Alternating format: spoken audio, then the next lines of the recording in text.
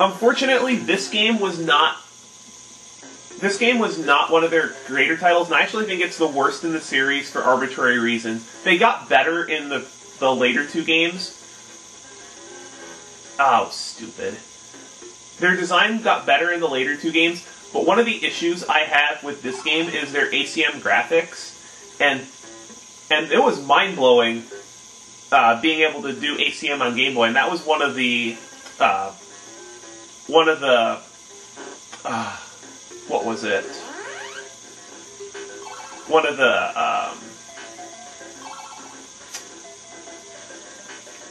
that was one of their key selling points in the marketing for this game, is ACM could be done on Game Boy. It was done in exactly the same way as ACM from the SNES era, just because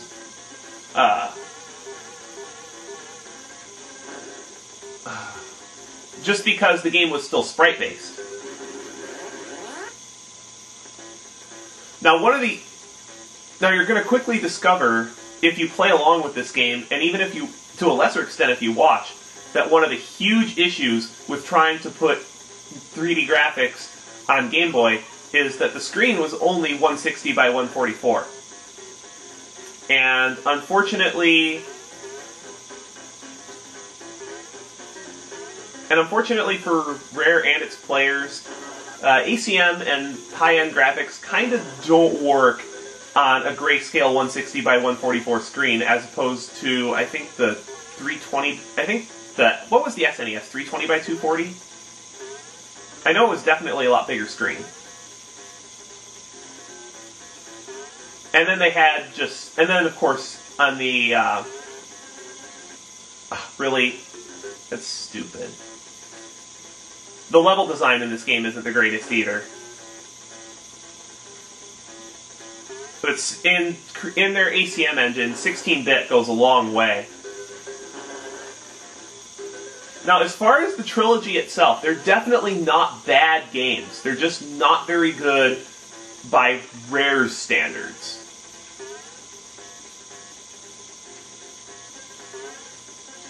And you know, Rare has just enormous standards for their video games based on, what they produce from Donkey Kong Country. Now, one thing that I don't get is a lot of the questionable design decisions in the game. Like one thing I have a lot of issues with is the way screen scrolling is handled. The game does not keep track of... Oh, it's dumb. I'm not even going to be able to make it to that bonus, am I? Nope. And I don't think the hogwash respawns. Oh, he does. And I can just blow him up right away. Whatever, I'll just move life. I got plenty of lives. It definitely has some vibes of the Donkey Kong Country series, but it has enough... Oh, come on. Yeah, the hit detection is an issue in this game, too. It definitely has vibes of Donkey Kong in it by throwing lives at you like the original did. But it has enough new locales in it to really be its own game.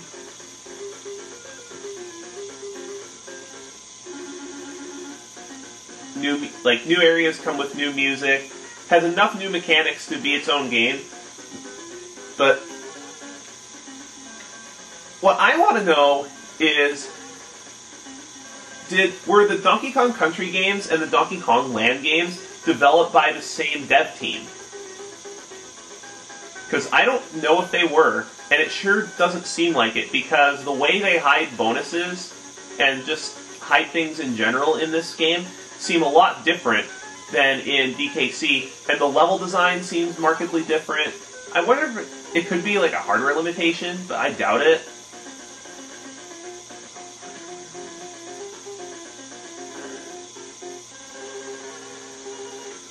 Some of the issues I have with this game, I'm guessing, are limited by the power of the Game Boy, which wasn't very much, considering that it was less powerful than the NES. Had grayscale. Grayscale was an issue in the graphics, Now having to deal with grayscale is fine. Just some of the design decisions that were made in this game, like my biggest pet peeve with this game is that instead of the Kong letters giving you an extra life, you have to collect all 4 of them within a level to be able to save your game. Who came up with that save system? Did my character just warp? My character just warped. And just the sprite size. The sprite size was just ported from DKC, which on a screen that's about a quarter the size doesn't really work.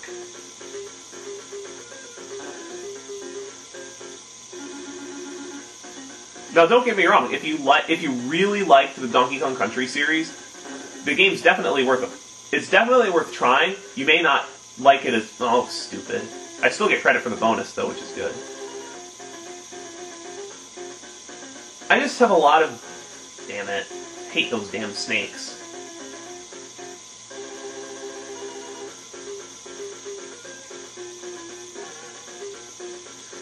I have a lot of issues with the physics. Like, the physics are really different. And I don't know if it's just a hardware limitation, because later games didn't really have this issue so much. But I doubt it's a hardware limitation, because this game was released in 1995, towards the end of the Game Boy's life cycle. The last first-party games were released for the Game Boy in 1998.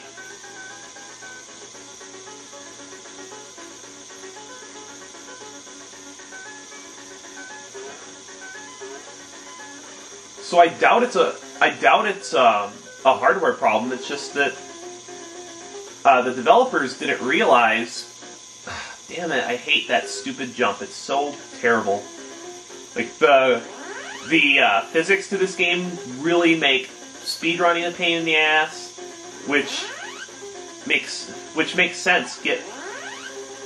Which now, come to think of it, it makes sense why there's no speedrun of any of the Donkey Kong Land games on SDA. It has nothing to do with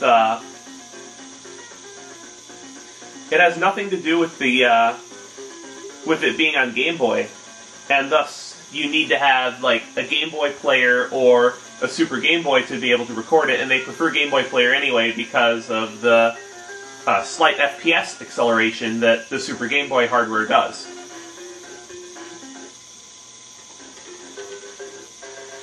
Did I miss a bonus? I'll just have to come back for that later, I think.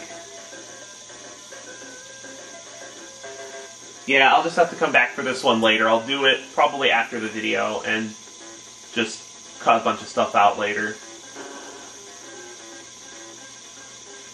I think I'm just going to record like one world per video when possible, and just do it that way. That seems to make the most sense, because this game isn't exactly long like Donkey Kong Country was. What other issues do I have with this game? I have design issues with some of the levels that you have to make.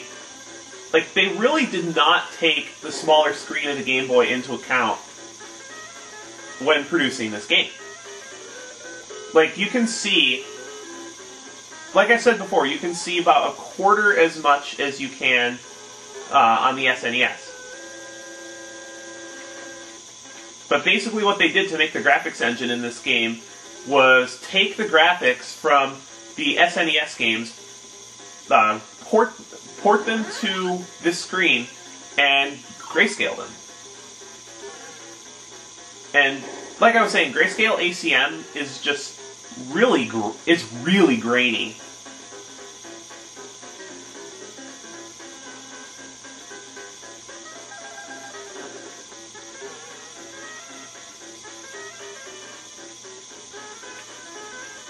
But as far as what you could do in the Donkey Kong Country games, you can do just about anything you can here in these games.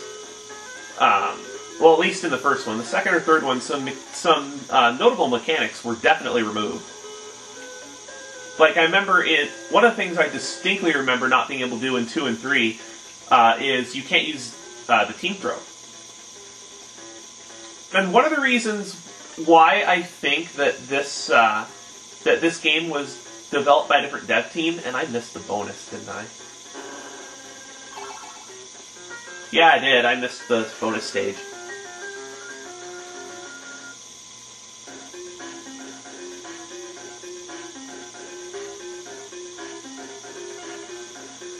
I'm just going to get all the bonus stages at the end of the video.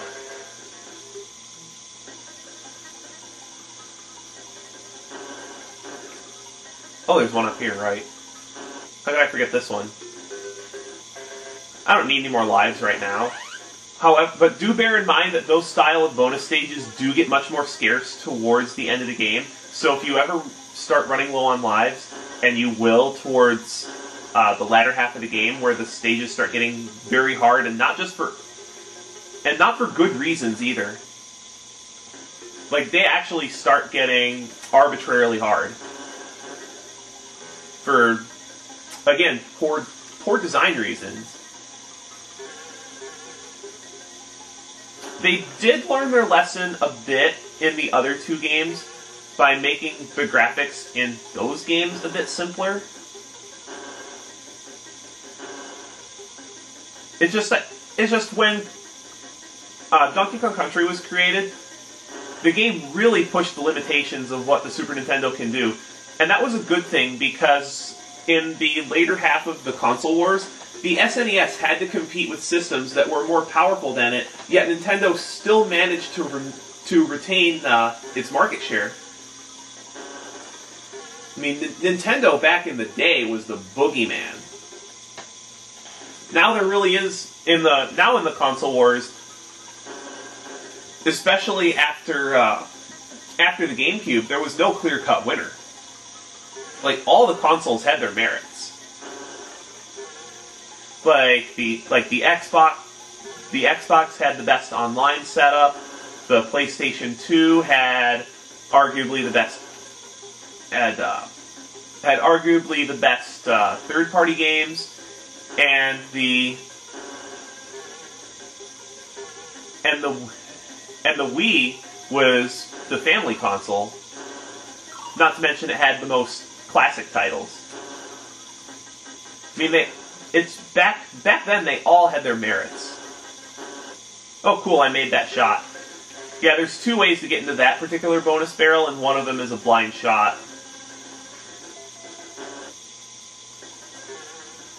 I believe that's all the bonuses in this stage. I don't think any bonus has more than two, or any stage has more than two bonuses. Yeah, the rotating barrels, they feel a lot different than they did in the SNES game.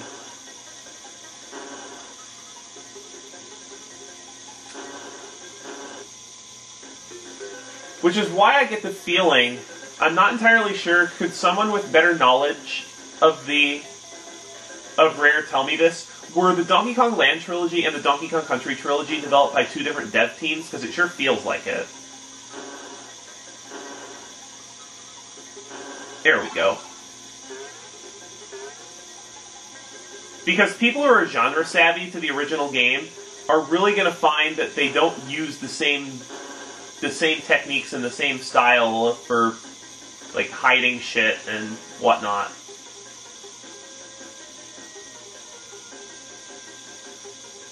Like, it's a distinctly different style. Well, that reminds me, there's actually, because that stage is so difficult, Rare actually hid a secret exit in it, and I want to show it to you before the video's over.